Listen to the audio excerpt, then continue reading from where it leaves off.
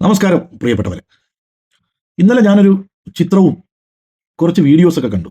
വേറൊന്നുമല്ല, കേരളത്തിലെ 1000 പള്ളിയുടെ കാളി, പാണക്കാട് കുടുംബാംഗം, ഇന്ത്യൻ യൂണിയൻ മുനാഫിക് ലീഗിന്റെ സംസ്ഥാന അധ്യക്ഷൻ സാദിഖ് അലി സാഹിബ് ലീഗിന്റെ ദേശീയ നേതൃത്വത്തിലേക്ക് 2 സ്ത്രീകളെ ചരിത്രത്തിൽ ആദ്യമായി തിരഞ്ഞെടുത്തു, അല്ലെങ്കിൽ ദേശീയ പദവിയിലേക്ക് നിയമിച്ചു. അത് അവരുടെ രാഷ്ട്രീയ കാര്യം. ആ സ്ത്രീകളുമായി 1000 പള്ളിയുടെ കാളി ഫോട്ടോ എടുത്തു, വീഡിയോ എടുത്തു. അത് സോഷ്യൽ മീഡിയയിൽ പ്രചരിക്കുന്നുണ്ട്. അത് തെറ്റാണോ എന്ന് ചോദിച്ചാൽ ഒരു തെറ്റുമില്ല. ഒരു ആണും പെണ്ണും ഫോട്ടോയ്ക്ക് പോസ്റ്റ് ചെയ്യുന്നതോ അതല്ലെങ്കിൽ വീഡിയോയ്ക്ക് പോസ്റ്റ് ചെയ്യുന്നതോ ഒരുമിച്ചിരിക്കുന്നതോ ഒരുമിച്ച് നടക്കുന്നതോ ഒന്നും നമ്മുടെ ആശയത്തിൻ്റെ അല്ലെങ്കിൽ നമ്മുടെ സംസ്കാരത്തിൻ്റെ ഇടയിൽ അതൊരു തെറ്റല്ല. പക്ഷേ കേരളത്തിലെ മതപണ്ഡിതന്മാർ വലിയ തലപ്പാക്കെട്ടും ഈ നീളത്തിലുള്ള താടിയൊക്കെ വളർത്തിയിട്ട് ഇടയ്ക്കിടയ്ക്ക് ചില ഫത്വകൾ ഇറക്കാനുണ്ട്. ഞാനിതിപ്പോൾ പറയാൻ കാരണം, കുറച്ച് നാളുകൾക്ക് മുമ്പ് ഞാനൊരു വീഡിയോ കണ്ടായിരുന്നു. മദ്രസയിൽ 10ാം ക്ലാസ്സിൽ പഠിച്ച് ഉന്നത വിജയം നേടിയ ഒരു പെൺകുട്ടിയെ അവാർഡ് കൊടുക്കാൻ വേണ്ടി വേദിയിലേക്ക് ക്ഷണിച്ചു. വേദിയിലേക്ക് ക്ഷണിച്ചപ്പോൾ ആ വേദിയിലുണ്ടായിരുന്ന ചില സമസ്തയുടെ മൊയ്ലിയാക്കന്മാർ, തലപ്പാക്കെട്ട് കെട്ടിയ താടിയുള്ള മൊയ്ലിയാക്കന്മാർ, ആ പെൺകുട്ടിയെ ആക്ഷേപിക്കുന്ന രീതിയിലുള്ള ചില സംസാരങ്ങൾ അവിടെ ഉണ്ടായി. നിങ്ങളിൽ പലരും ആ വീഡിയോ കണ്ടിട്ടുണ്ടാകും. ആദ്യം ആ വീഡിയോ നിങ്ങളൊന്ന് കാണുക. 10ാം ക്ലാസ്സിലെ വിദ്യാർത്ഥി മാഷിദ PV എന്ന കുട്ടിയെ സാദരം ക്ഷണിക്കും.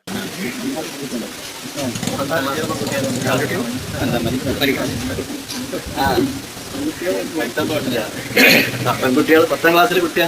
ആരോട് അങ്ങോട്ട് വിളിച്ചത്? ഞാൻ മേലിൽ നിങ്ങൾ വിളിച്ചിട്ടുണ്ടെങ്കിൽ കാണിച്ചു തരാം. അങ്ങനത്തെ പെൺകുട്ടികളൊന്നും ഇങ്ങോട്ട് വിളിക്കണ്ട. സമസ്തന്റെ നിങ്ങൾക്ക് അറിയില്ലേ? സമസ്തന്റെ തീരുമാനം രക്ഷിതാവിനോട് വരാൻ പറ. ഞാൻ വിളിച്ചത് അല്ലല്ല, ഞാനല്ല, ഞാൻ എന്റെ കുട്ടീനെ വരണ്ടെന്ന് പറഞ്ഞു. ഈ കുട്ടിനോട് ഞങ്ങളൊക്കെ അവിടെ എത്തിക്കാണ്ട് വേണ്ടാത്ത പണി ചെയ്യാം. അതൊക്കെ പോട്ടത്തിൽ വരൂലേ? അതൊക്കെ ഈ സാധനത്തിലാണ്ട് പോകൂലേ മേപ്പെട്ട്? വീഡിയോ കണ്ടല്ലോ.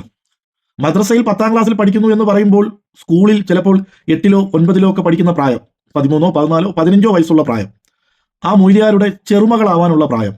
ആ മകൾ സ്റ്റേജിൽ കയറിയാൽ അവരോടൊപ്പം നിന്നാൽ എന്താണ് സംഭവിക്കുന്നതെന്നൊന്നും എനിക്കറിയത്തില്ല. അങ്ങനെയാണെങ്കിൽ ഞാനൊക്കെ 8ാം ക്ലാസ് വരെ മദ്രസയിൽ പഠിച്ചവനാണ്. ആണും പെണ്ണും ഒരു ക്ലാസ്സിലിരുന്ന് പഠിച്ചതാണ്. ആ ക്ലാസ്സിൽ ക്ലാസ് എടുത്തത് ഇതുപോലെയുള്ള ഒരു മുസ്ലിയാരാണ്.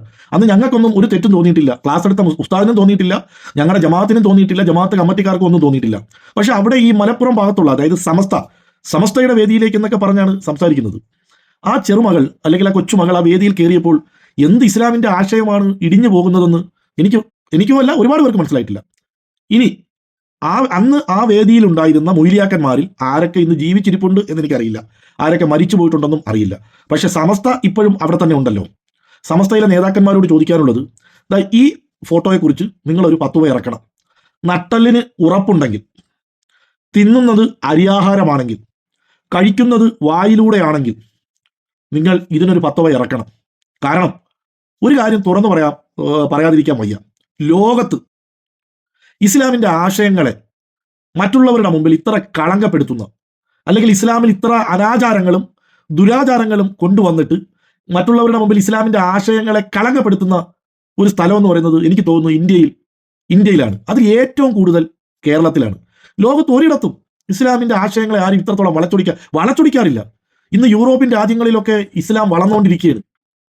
മോഡേണായിട്ട് നടന്നവർ, സിനിമയിൽ അഭിനയിച്ചവർ, മോഡലിംഗ് രംഗത്ത് പ്രശസ്തരായവർ, പോപ്പ് ഗായകന്മാർ, ശരീരത്തിലുടനീളം പച്ചകുത്തി പല അനിസ്ലാമിക രീതിയിൽ നടന്നവരൊക്കെ ഇസ്ലാമിനെ കുറിച്ച് പഠിച്ച് അവർ ഖുർആനാണ് പഠിക്കുന്നത്, അവർ പ്രവാചകന്റെ ഹദീസുകളാണ് പഠിക്കുന്നത്, അവർ പ്രവാചകന്റെ ജീവിതചര്യകളെ കുറിച്ചാണ് പഠിക്കുന്നത്. അത് പഠിച്ച് അവർ ഇസ്ലാമിലേക്ക് കടന്നു വരികയാണ്. ആ സമയത്ത് നമ്മുടെ നാട്ടിലും വലിയ വലിയ മതപണ്ഡിതന്മാരൊക്കെ ഉറൂസിനെ കുറിച്ചും നേർച്ചയെക്കുറിച്ചും ഒക്കെ വാദോരാത പ്രസംഗിക്കും. എന്നിട്ട് അതേ ഉറൂസിലും അതേ നേർച്ചകളിലും പോയി ഇവർ തന്നെ മതപ്രഭാഷണവും നടത്തും. ഇതൊക്കെ ഒരുമാതിരി വിശ്വാസികളെ ഒരുമാതിരി മണ്ടന്മാരാക്കുന്ന പരിപാടിയല്ലേ? അപ്പൊ അന്ന് ആ 10 വയസ്സുള്ള ആ കൊച്ചു മകളെ ആക്ഷേപിച്ച മൊയ്ലിയാക്കന്മാർക്ക് നട്ടലിന് ഉറപ്പുണ്ടെങ്കിൽ ഈ അന്യ സ്ത്രീയുടെ കൂടെ നിന്ന് ഫോട്ടോ എടുത്ത ഈ 1000 പള്ളിയുടെ കാളി എന്നറിയപ്പെടുന്ന ഇസ്ലാമിന്റെ അപ്പോസ്തലനാണെന്ന് അവർ തന്നെ അവകാശപ്പെടുന്ന ഇതിനെതിരെ ഒരു ഫത്വ നിങ്ങൾ ഇറക്കണം. നട്ടലിന് ഉറപ്പുണ്ടെങ്കിൽ മതി. നട്ടൽ എവിടെയെങ്കിലും കൊണ്ട് പണയം വെച്ചിട്ടുണ്ടെങ്കിൽ നിങ്ങളെ കൊണ്ട് ചെയ്യാൻ പറ്റില്ല.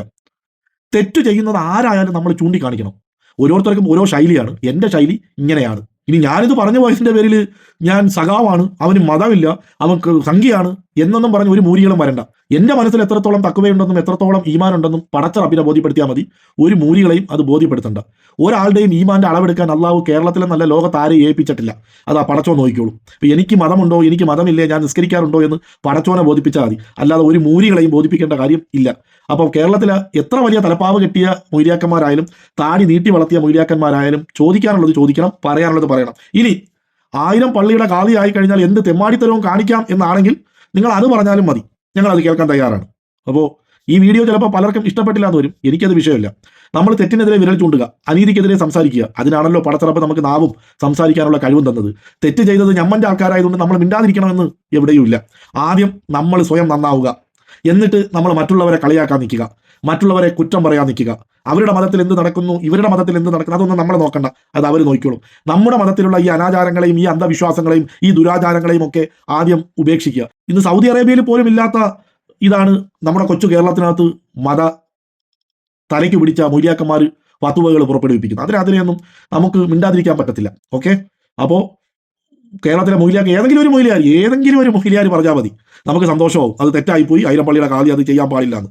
പക്ഷെ എന്നെ സംബന്ധിച്ചിടത്തോളം നമ്മൾ ഇതുവരെ കണ്ട കാഴ്ചകൾ വെച്ച് നോക്കിയാൽ ഒരു മൊയ്ലിയാരും അതിന് നിൽക്കില്ല. ഇപ്പം പുതിയൊരു ഉസ്താദ് ഇറങ്ങിയിട്ടുണ്ട്, ഏതാണ്, അൻസാരി സുഹരി ആലപ്പുഴ ഉസ്താദ്. അദ്ദേഹം പലതിനെയും വിമർശിക്കാറുണ്ട്.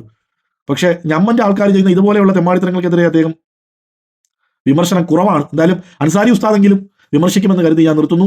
എല്ലാവർക്കും നന്മകൾ നേരുന്നു.